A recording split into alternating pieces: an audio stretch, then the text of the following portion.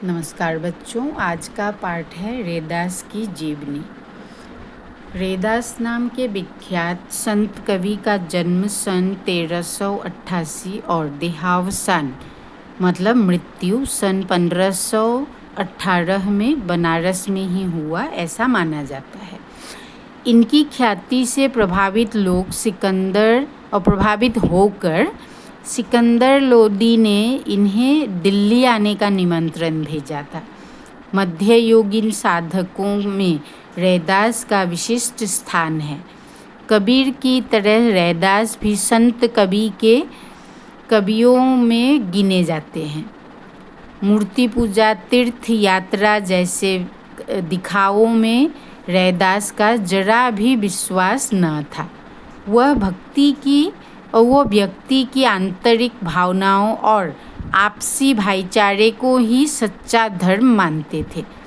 रैदास ने अपनी काव्य रचनाओं में सरल व्याकरणिक ब्रज भाषा का प्रयोग किया है, जिसमें अवधी, राजस्थानी, खड़ी बोली और उर्दू फारसी के शब्दों का भी मिश्रण है। रैदास को उपमा और रूपक अलंकार विशेष प्रिय रहे हैं। मतलब वे अपनी रचनाओं में रूपक और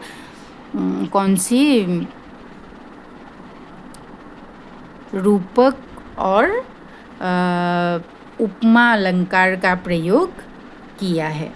सीधे सादे पदों में संत कवि ने हृदय के भाव बड़ी सफाई से प्रकट किए हैं। इनका आत्मबलिदान, दैन्य भाव और सहज भक्ति पाठक के हृदय को उद्वेलित करते हैं। रैदास के 40 पद सिखों के पवित्र धर्म ग्रंथ गुरु ग्रंथ साहब में भी सम्मिलित है।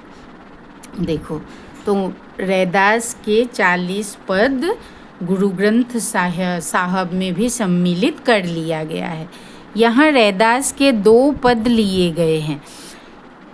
पहले पद, प्रभु श्री तुम चंदन हम पानी। प्रभु जी हाँ तुम चंदन हम पानी में कवि अपने आराध्य को यह कहकर याद करते हुए उनसे अपनी तुलना करता है।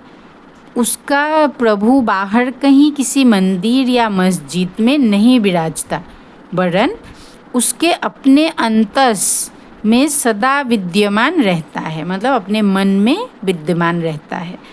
यही नहीं, वह हर साल में, हर काल में उससे श्रेष्ठ और सर्वगुण संपन्न है। मतलब कवि रैदास से। इसीलिए तो कवि को उन जैसा बनने की प्रेरणा मिलती है।